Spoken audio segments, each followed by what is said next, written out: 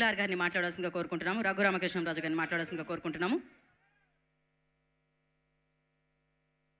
ఇప్పుడే తన కంచు కంఠంతో సభ దద్దరిల్లిపోయేలాగా చెప్పాలంటే మంచు మనోజ్ కన్నా గంభీరంగా మా దుర్గేష్ గారు మాట్లాడి వెళ్ళిపోయారు. ఆయన మాట్లాడిన తర్వాత నాలాంటి వాయిస్ వీక్గా ఉన్న వాళ్ళు మాట్లాడటం చాలా కష్టం. అయినా ఈ సినిమా గురించి మాట్లాడాలి. నాకు ఎంతో ఆప్తులు విశ్వప్రసాద్ గారు. తరచూ నేను సినిమాలు తీయకపోయినా రెగ్యులర్గా మేము టచ్లో ఉంటూ ఆయనకి కొన్ని సూచనలు ఇస్తూ ఉంటాను. ఈ సినిమా మటుకు ఇట్స్ ఏ విజువల్ వండర్. యువ కథానాయకుడు తేజ సజ్జా చాలా అద్భుతంగా నటించాడు. నాయకుడిని మించి ప్రతి నాయకుడు, యాంటాగనిస్ట్ అంటారా, విలన్ అంటారా, ఏమంటారో కానీ మా మనోజ్ అత్యద్భుతంగా, అంటే ఎప్పుడైనా సరే ఆ ప్రతి నాయకుడు పాత్ర పవర్ఫుల్గా ఉంటేనే మరి చివరిలో ప్రతి నాయకుడిని తుదముట్టించే హీరో పాత్ర అంత ఎలివేట్ అవుతుంది. తేజ ఎక్స్ట్రాడినరీగా కష్టపడ్డాడు. మనం ఏదో విజువల్ ఎఫెక్ట్స్ అనుకున్నాం, ఎంత కష్టపడ్డాడో ఇందాక చూపెట్టారు. ఆ సినిమా మేకింగ్ షాట్స్లో ఎంత ఎదిగినా ఒదిగుండటం అనేది హీరోకి చాలా అవసరం. ఎంత వరుసగా 3 హిట్లు వచ్చినా చక్కగా ఒదిగి ఉండే Teja Sajja is going to be unstoppable hero. రాబోయే రోజుల్లో అత్యున్నత స్థాయికి తేజ బాల నటుడిగా స్టార్ట్ అయ్యి మరి ఈరోజు ఎంతోమంది అభిమానుల హృదయాలు చూరగొన్నాడు. రాబోయే రోజుల్లో మరిన్ని బ్లాక్ బస్టర్స్ ఇచ్చి అందరు హీరోలాగా సంవత్సరానికి 1 సినిమా కాకుండా కనీసం 3 సినిమాలు చేయాలి. నువ్వు కాదు, మారాలి ఇప్పుడు ఎందుకంటే హీరోల కొరత చాలా ఎక్కువగా ఉంది కాబట్టి మరిన్ని సినిమాల్లో నటించాలని.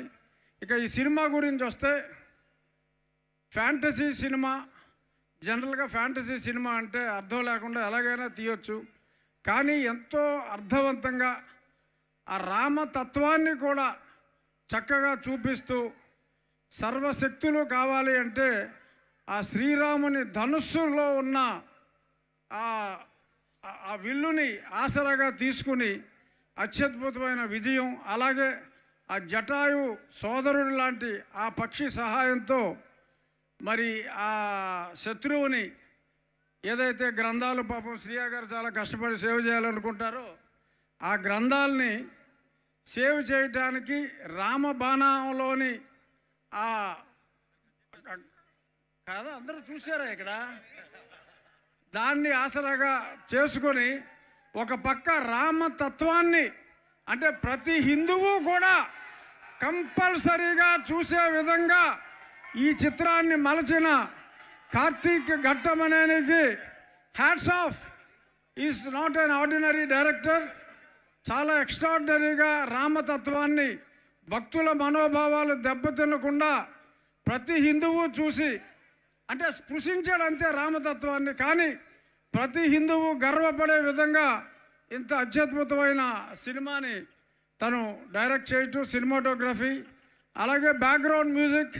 I'm proud to say Hari నా ఉండి నివాసి, అంటే ఒరిజినల్గా మా ఉండి వాసి అతను. ఈరోజు ఆ బ్యాక్గ్రౌండ్ మ్యూజిక్ చూస్తే మరి భారతదేశంలో ఉన్న ఏ అగ్రగామి, ఇప్పుడు అందరూ మనం అనిరుద్ధు, దేవి ప్రసాద్, అంతకు మించిన రేంజ్లో ఈ సినిమాకి బ్యాక్గ్రౌండ్ మ్యూజిక్ ఇచ్చిన హరికి నా హృదయపూర్వక అభినందనలు తెలియజేస్తూ, ఈ యూనిట్ విశ్వప్రసాద్ గారు డెఫినెట్గా రాబోయే రోజుల్లో రాజాసాబ్తో మరింత విజయాన్ని ఆయన తప్పకుండా చూస్తారు. ఇక నుంచి శ్రీరాముని ఆశీస్సుల లేక ఆయన స్వయం కృష రాబోయే రోజుల్లో బ్రహ్మాండమైన హిట్స్ పీపుల్స్ మీడియా నుంచి రావాలని, మరిన్ని ఉత్సవాలు మన విజయవాడలో చేసుకోవాలని చెప్పి మనస్ఫూర్తిగా కోరుకుంటూ, before I conclude, heroine Ritika చాలా నిజంగా బొమ్మలాగా ఉంది. ఎందుకంటే ఆ సినిమా చూసినప్పుడు ఇంత మునుపు కొంచెం ఒక టాక్ వచ్చింది ఏంటంటే ఏఐలో హీరోయిన్ని తయారు చేసేశారు, నిజంగా ఆ సినిమాలో హీరోయిన్ లేదు అని చెప్పి. There was some publicity earlier that only AI created heroine is there in the film, but she looks like AI created heroine. You look so pretty and I wish you would act in many more films in our People's Media banner.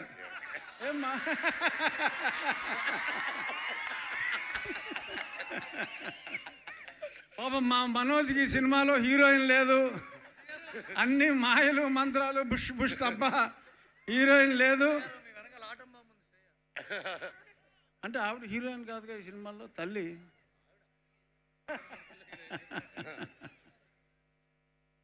So Manoj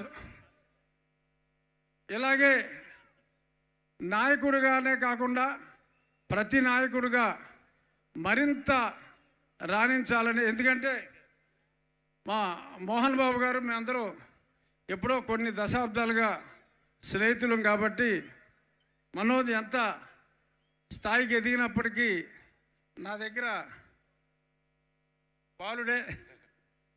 so I wish the team of Vishwa Prasad Garu to have many more successes and all the best, sir.